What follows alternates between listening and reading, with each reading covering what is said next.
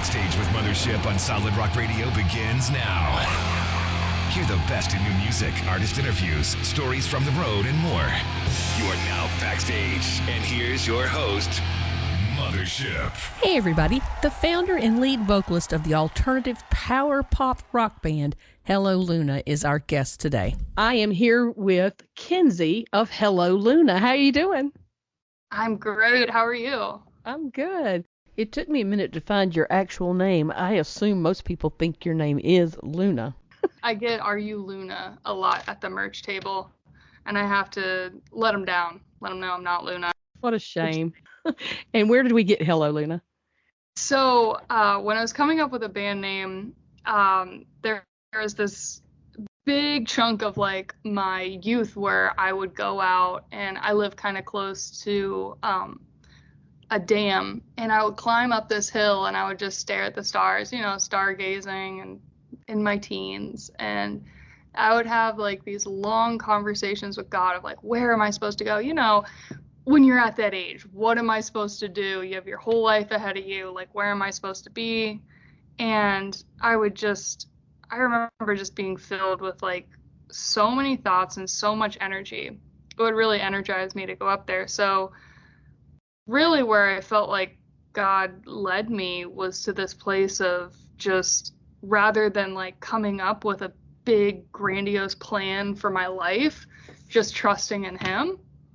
And so Hello Luna comes from this place of like looking up at the moon and everything is so much bigger than me. And like, it was the whole idea of being really grounded in the fact of like, the decisions I make aren't as important as just trusting in something bigger than me, which is God.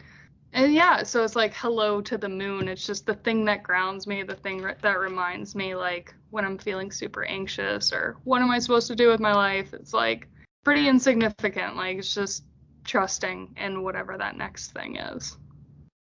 Tell us a little bit about your upbringing. So I was raised in a pretty musical home. My sister was actually really into operatic singing, and she has an incredible voice. But I never really got into any of that. Like when I was in choir, and I would lip sing because I didn't like the attention. I didn't want people to hear me. I was a very shy kid, but I was always really inspired by my sister. She did all the school plays, and yeah, I just always looked up to her. And it wasn't until I got into like high school years that I was like, oh, I'll play an instrument. And that was kind of my thing for a long time. We were really close. We grew up in a pretty rough home environment. My mom's a rock star, but my dad is a convicted felon now. We grew up in a very abusive home, and anybody who's been through something like that knows that the people who are suffering through that end up bonding a lot. And so me, my mom, my sister are extremely close. And yeah, my sister was always the one who did the singing and the theater and all of that kind of thing. I was never really interested in any of that until I got older and started writing poetry, and then realized that I could take my poetry and put it with the instrument. I played ukulele at first, and yeah, it's a lot easier to start playing than guitar. So if you're listening and you want to pick up an instrument, pick up ukulele before you pick up guitar. It's a lot easier. But yeah, I started playing ukulele and taking my silly little poems and eventually started writing music. And this was like the early days of YouTube, so I would upload covers and my own songs and all that. I stuck with it. Got your talent maybe from your mom? Was she a singer? My mom doesn't sing. No, my sister and I actually have no idea where we got our voices from. Because neither of my parents sing, neither of their parents sing. Somewhere along I'll say our Irish heritage, somebody out there loved to sing and love music. You played more instruments than a ukulele? Yeah, I do. I play guitar. That's like my main instrument. Back in the day, I used to play mandolin. But yeah, I mostly just play guitar now. I don't pick up ukulele all that much as I would love it to go with our music style. I'm not saying we'll never write a ukulele song. We've snuck a ukulele in a verse, but It's not really our style. We're a little heavier than that. When was it that you decided that you wanted to actually have a band? So I was doing my solo stuff for a long time. So I was just a singer-songwriter. I did like coffee shops. I did a lot of open mics. And I would play shows, and I started opening up for a lot of local bands. Like I was playing like 3 shows a week. I was playing a lot. And I finally got to the point where I was like, I'm done opening these shows. Like, I want to be one of the bands. Like, I'm done playing underdog of like all of these bands that I look up to. Like, I want to be one of those guys, because it always seems so unobtainable to me. And then a lot of my friends became musicians, and I kind of saw how it worked. And so I just kind of threw myself at it. And everybody already knew who I was, because I was opening their shows. So when I threw out interests, I was lucky enough to have a lot of friends who would be like, oh, I know so-and-so who knows so-and-so, and they play drums. And I know so-and-so who does this. So I was able to get connected with a lot of different musicians and start to build up a band. My members have changed over a lot since starting Hello Luna. It's pretty typical, especially when you've been a band as long as I have. Yeah. You change through members. But we still have a couple of core members, which is cool. But yeah, I mean, I always loved music. Like I always had like a very strong connection, especially to live shows. That was like, I mean, they were like healing to me when I was younger. Yeah. I remember just walking out of like venues and just feeling like energized, like I could do anything.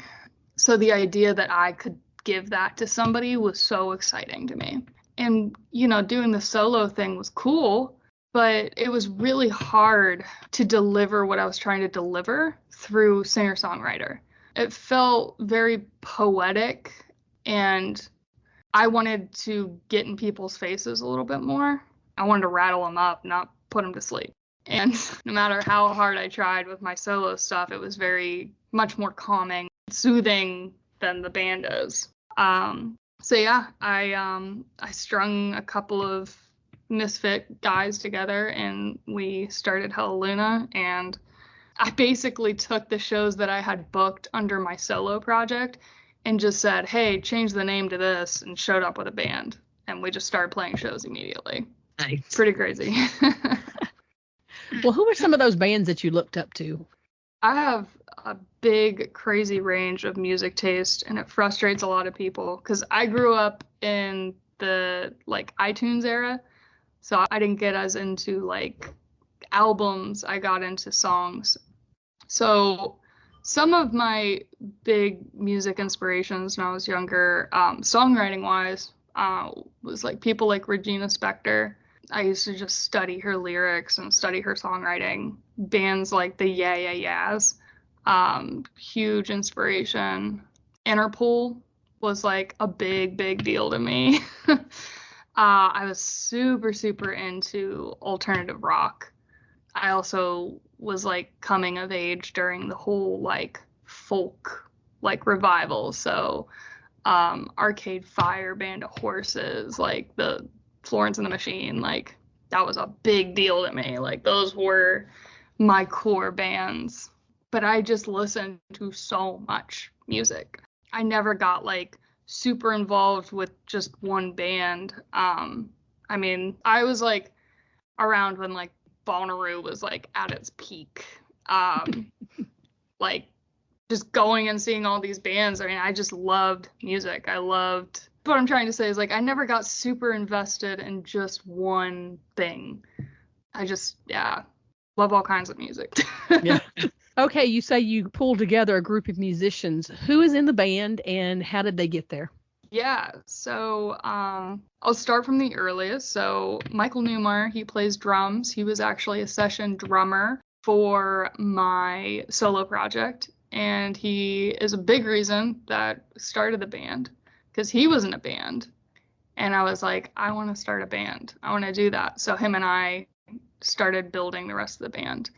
And then we used to practice at the storage area of an art gallery. And the other band that rented that space, we ended up taking their guitarist. So that's Eric Morgan. He's our guitarist. And then Mitch Horn. We got him because I was looking for a bass to put on the record that we're releasing, because we recently lost our bass player. I was like, it's fine. Michael can play bass. Our drummer can play bass. Then I realized we didn't have a bass. I think at that point, actually, we were recording our own stuff, so we needed a bass. And I put out a thing on Facebook, I think, and I got like hundreds of responses, which I was totally overwhelmed by. So I'm like sifting through, and I just gave it to Michael. I was like, pick out whatever bass you want. Like, this is everything. So we ended up borrowing his bass, having Michael play it on the record. And then I returned the bass, and he said, are you looking for a bass player? I was like, yeah. And he was like, can I try out? I was like, oh my gosh, yeah. And I was like, let's go. We picked him out of like 100 people. I'm not saying we picked Mitch because he had nice basses, but his Rickenbackers did help. It was nice. You knew he was serious when he had Rickenbackers, right? And I was like, all right. That's how he joined the band. And then Danny Rogers, he has a really interesting story. So I used to do security for this place that did private parties. And one of them got really out of hand. And Danny happened to be at that show. And he was like, listen, I don't know why they have you running security here. I'm going to stay back and make sure that you get out of this unscathed. Like, whatever. Him and I ended up talking like most of the night, found out he was a musician in like more of like the house scene. And he was really into film. So he did movies and music videos and all this stuff. We talked like the whole night, and that night we had talked about, I was releasing this Dear Demons, and I was like, I really want to make a documentary. I really want to tell my story. I really want to explain like what these songs are about. He messaged me afterwards and was like, I want to do this documentary with you. I'm like, I don't have money, dude. Like, no, I can't. I kept blowing him off, and he kept messaging me. And I finally was like, okay. He was like, name your price. And I was like, something super, like, offensively low. And he was like, I'll do it. And so him and I did a documentary. It's like 17 minutes long. And it's pretty much like me explaining my entire story of my dad going to prison, writing these songs. I mean, it's a crazy story that, like, I basically, like, fell into music, like, super intensely, like when my dad was convicted. I sold out our first show like a couple of weeks after he was arrested. And I just threw myself into music, and the whole documentary talks about that. And so Danny's been really close to the band, and then we've been moving in a way that's a lot more towards like in-ears and electronic, and eventually got to the point where it was like I'd built up so much professional and trust with Danny that he ended up joining the band. He's a great guy. Can't say enough good things about Danny, but they all have very interesting stories. I saw you guys at KCF. The first time I've actually got to see you live. Your show is very unique. I did see Danny and thought, now he's got kind of a cool vibe with the bubbles and the whole thing. Tell us a little bit about your live shows and what you want to bring to the fans with it. Yeah, so our live shows have changed quite a bit. I don't play as much guitar anymore. The nice thing is I get to really focus on just connecting with the crowd and being present, because for the musicians who are listening, I mean, anybody can tell you how tricky it can be to play guitar and sing at the same time. But what I was playing on guitar and singing at the same time was just stressing me out. I was getting really anxious before shows, and I realized it wasn't because I had to go up there and entertain and sing. It was because I had to play guitar. So we've kind of changed things around a little bit, and I've got to be a little bit more eccentric on stage, and really be more in the moment than just worrying about, am I going to hit this note right? What is this part?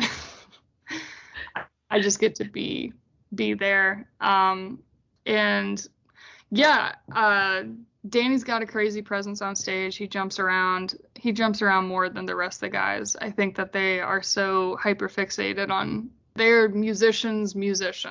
There's so many times where I'm like, guys, let's throw that in the tracks. You don't need to play that live. And they're just like, are you insane?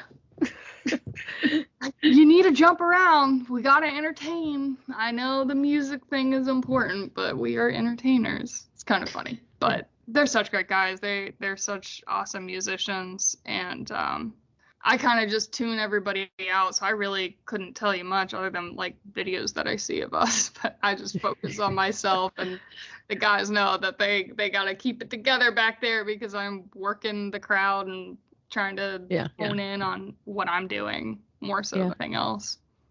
Yeah, you do work the crowd. It's very dramatic. You and Danny are the drama on the stage. And the rest of the guys are just playing their instruments. They're playing their song. That's what they can. Well, nothing wrong with that. No. Yeah, very, very unique. So you said you wrote a lot of music during the time when y'all were having a lot of stress in the home and in your personal life. Is music healing for you? Yeah, I do. I think it is. I think it brings up stuff that I would usually kind of think is like a hindrance, and music definitely helps me to process. I think a lot of times with songwriting, and I'm trying to get better about this, but I find myself understanding like the meaning after I write it a little bit better than what I'm understanding as it's coming out. I'm not the most literal lyricist, which again, I'm trying to get better about that. I like to hide things. But music is definitely healing, especially over the years. I've gotten a lot less interested in what music does for me and more interested in like how it's affecting other people. 'Cause I can feel good writing a song and it can be cathartic and be X, Y, and Z. And my favorite kind of music to write is stuff that nobody will ever understand. Cryptic. It's just for me. But at the end of the day, that's not what's really going to connect with people. So I really try to just write stuff that I feel like is something that's meaningful and something that's supposed to be said. And I've gotten better about separating like cathartic writing from lyrics. Sometimes they can be one of the same, but it's something I try to separate. What I'm hearing you say is your music has shifted from being more for yourself to being for everyone. What are some of the things you want to get across to your audience? I think more than anything is just feeling. One of the hardest things to do in the studio, and this is something that I try to push on to the guys all the time, is like, just because you feel super connected to something doesn't mean that they will. And I've gotten a lot better about becoming very open-handed with my songs and really taking advice from people who A, have been doing it a lot longer than me, and B, do it a lot more than me. I think one of the hardest transitions for musicians is starting to work with a producer and how humbling that is. And for me, it's been a really awesome experience because I just get to focus so much more on the lyrics and what I'm saying, and trust and get directed by somebody who's a lot smarter and knows songs that are going to be catchier than I do. So our songwriting process has changed a whole lot. Like Into Static, which was our first full length, was completely self-produced, and we actually did that entire thing in our studio. And after that, like our most recent, More Than Flesh, we started working with a producer, and it's changed the writing style, but I've loved it. It's like feels like what I've always wanted to do. I'm writing the music that I've always wanted to write. And I realized writing my full length, my own limitations, what I could and couldn't do, what I was good at, and what I like needed somebody to help out with. Because you're not going to meet many musicians who are producers, who are, you know, all of the things that it takes to create a song. And so it was really cool. I love collaboration. I love working with other people. I love being told, this is going to make the song better. Just like, sweet, cool, let's do it. Like, I don't have a whole lot of emotional connection to my songs until they're done. Like, until they're at that point where it's like, okay, we're going to send it out. Then I'm like, okay, now I can get emotionally connected. But I try to really distance myself because it's like, this isn't for you. It serves a bigger purpose than making you feel good. So, I don't know. Mindset shift the past couple years with that. It's been interesting. Sounds like a maturing process. Yeah, something like that.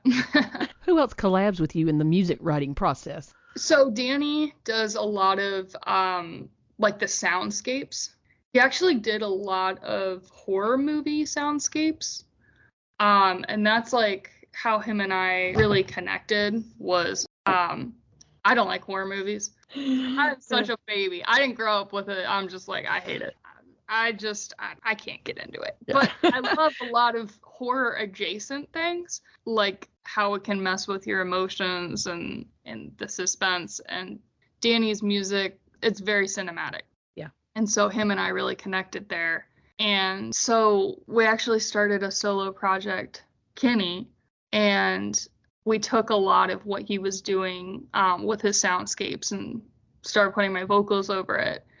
And now we're starting to do that a whole lot more with Hello Luna. So typically our studio sessions are me, Danny, and my producer, Nick, sitting in a room. And it's usually me and my producer that write the song. And then Danny comes in, puts the magic on it, you know, creates these crazy sounds. And then the guys will come in and put their parts over top of what's written. That's kind of the formula that we have going for us right now. Okay. Would you share about some of your songs, maybe some highlights?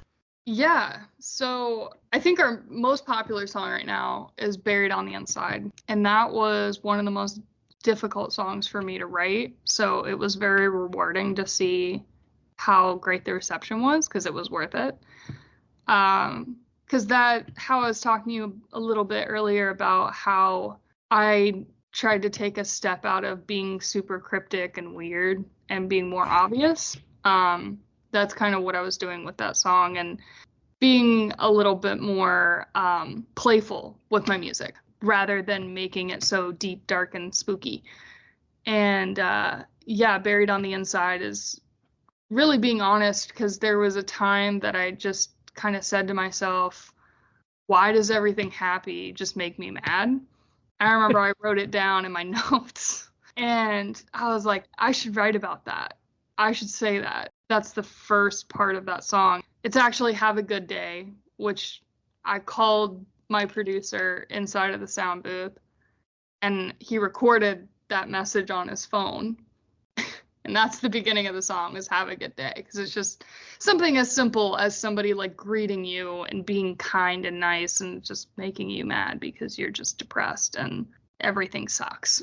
Because I get into these mindsets. And that was kind of the first song that I was really open and playful about it. And the whole song is just this journey through feeling like, am I awake? Am I asleep? And it's talking about like PTSD that I have, where it's like I can be super normal, but when I was going through some of the harder points of my life, like it would be like I was on autopilot and I was like fighting these battles in my head, but I wasn't actually there. I was very unpresent, and sometimes that can still happen. I mean, I've gotten a lot better emotionally at regulating, but yeah, that whole song is just very honest, I guess.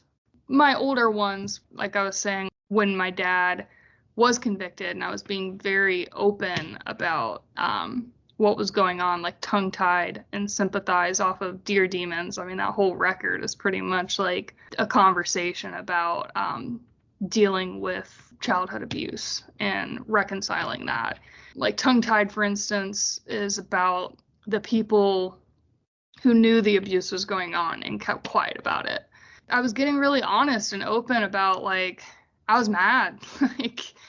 And I realized when I was writing this record, I mean, that was, like, in my faith walk, that is the hardest I've ever felt, like, spiritual warfare. Because God did such a work on my heart through that time, but it was the hardest time in my life. Like, I would never want to go back there.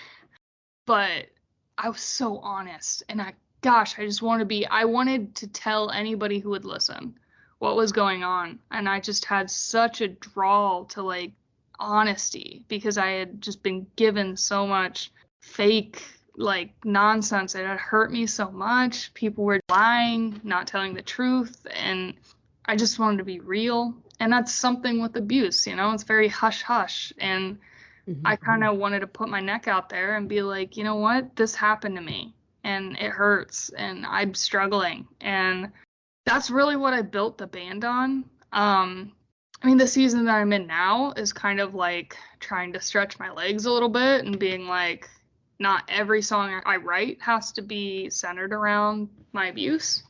But at the time, that's all I could think about. So that's all I was writing about. I think what I'm writing about now is just a little bit more, like, recovered from the pain. So, like, the new songs that I've been writing, they're more playful and they're more about who I am, how I've kind of overcome this. And I remember when I was battling really bad with my PTSD, I used to feel like I would go into, like, this black tunnel. I would have a lot of trouble sleeping because I would feel very fearful at night. Like, something that wasn't supposed to be there was there, like, a lot of fear. And it was almost like something didn't want me to talk about what I was talking about. And, I started feeling crazy because I was just like, this isn't real. What's going on? And, like, songs like Tongue Tied, where I'm, like, calling out people who weren't speaking on the abuse, I'm actually able to channel those spaces, those dark spaces I was in, and write from the perspective of being in, like, some sort of spiritual hell. So one of the songs that I have coming out, we're going to drop around Halloween. I don't believe in purgatory, but anybody who's been through a death of a loved one, or, you're just dealing with really horrible depression, what it's like to be like, I'm sitting across from you, but we're not living in the same mindset. Like, I'm going through hell here. The song that I wrote is playful. It's fun. It's like a bop. It's kind of pop. It's dark and poppy, and it's a cool song, but it's written from the perspective that I was suffering through back then. So it's kind of cool to see how I'm playing with it more. It doesn't feel so burdensome now. It's just a part of who I am. And it gives me a really unique place to kind of, like, write from. It's not controlling you anymore. You're controlling it. Yeah. And I can kind of stay out of super negative mindsets. I can reference that place and write a song about it. And I've really been enjoying that aspect of it. Kind of like a breath of fresh air. Well, I'm sorry that you went through that. Nobody deserves to go through something like that. I agree. It's a horrible thing. What have you got coming up on the horizon? So we have 3 songs that are completely finished, and we are going back into the studio, looks like in October, to start working on an EP. And right now we're in talks of potentially going on tour, but nothing has been confirmed yet. So I have to wait on that. But I would love to go on tour. I have missed going on tour. So praying that or something tour adjacent comes our way, because I miss being on the road. I miss playing shows night after night. But currently, right now, we have a new song coming out August 29th, and that's So Fake. I'm very excited. It's going to be very poppy. Mm-hmm. Probably our most pop-like song we've ever released. And then, yeah, we have 3 more that'll be coming out, and we're going to be dropping them monthly, probably leading up to an EP. That's what it sounds like is happening, but we'll see. Well, it sounds exciting. Making a lot of music this year. We're shaking our tail feather, doing our thing. Well, hey, get some of that strong music recorded, and we'll see you out on the road soon. Absolutely. Thank you so much, Cindy. Okay, good night. Good night. Thank you for listening. Stay tuned for more great music, and check out my blog page on the Solid Rock Radio website for my guests' social media links. If you've missed any of my past interviews, you can find them uploaded to podcast.solidrockradio.org. Have a wonderful week, and let's be kind to one another.